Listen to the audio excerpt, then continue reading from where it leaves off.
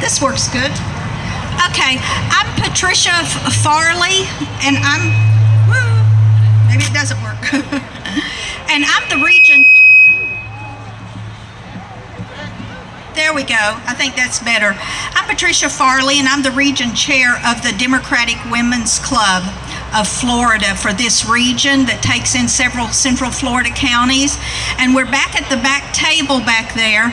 And if anybody's interested in getting active with their organization, if you move to the back table and give me your name later, I'll be happy to get you in touch with the proper people. I'd like to move a few minutes, and I was back there taking some notes and just share them with you.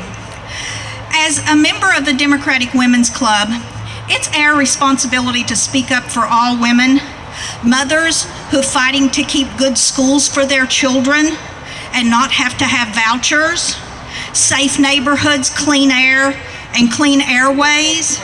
We need to speak up for older women, some of them widows who's raised their families already and now find that they aren't useful in the workforce, but at the same time don't have enough money that they can afford food and medicine. We need to speak up for women who have to work night shifts and then so that they can be home in the day for their children. We need to represent women everywhere who simply just don't have enough time to do everything they need to do every day. The international community has long acknowledged and affirmed at Vienna that both women and men are entitled to a range of protections and personal freedoms, from the right to personal security to the right to determine freely the number and spacing of the children they bear. But in this day and age, in this country, we have politicians discussing contraception and forced vaginal probes as if they have some right to do so. We make up 54% of the population, but only 17% of Congress, and it's time for that to change, people. The fact that we have gone 92 years since we were given the right to vote and we still don't have equality shows that we've been doing something wrong.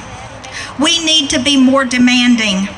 Many of us are enjoying our semi-equality with good jobs, attaché cases, and we wear our suits to work every day.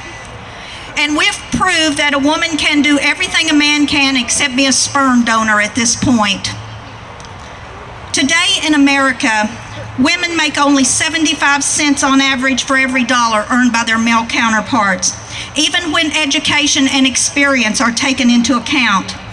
Women represent 57% of undergraduate students, a number which is steadily climbing, but only 20% of bachelor's degrees in the fields of science, technology, engineering, and math.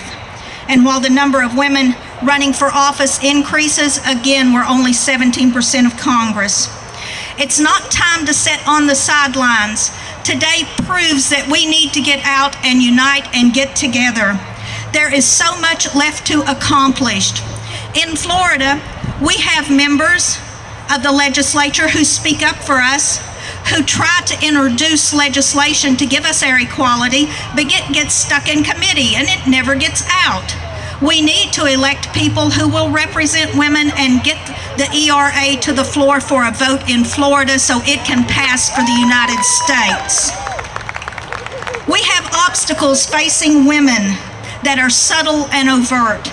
Whether it's degrading remarks in the workplace, abusive relationships at home, or deserved promotions that never materialize, women face far too many impediments today. The legislation being discussed and debated all over the United States right now attack our rights and show us we need the Equal Rights Amendment. We can see deliberate extreme legislation agenda against women. We have seen the House Republican leadership in our national and state Congresses and ALEC introduce legislation that ought to be a violent act against women. We've had funding cuts in so many areas that hurt women, both young and old. We were passed a torch by our grandmothers who fought for equality, who got us the right to vote, and we haven't followed through on it. Now we're losing rights that we thought that we had forever. We're taking our rights for granted, and now we're losing sovereignty over our own bodies.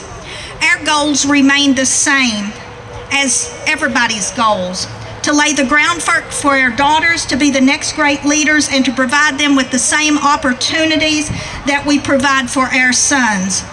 In this country, founded upon beliefs of independence with fairness and justice for all, past generations, our foremothers, have challenged injustice with the belief that we the people meant all the people and not just the white males who wrote our founding documents. We must reaffirm our commitment to stand for the rights, security, and dignity of all women in America.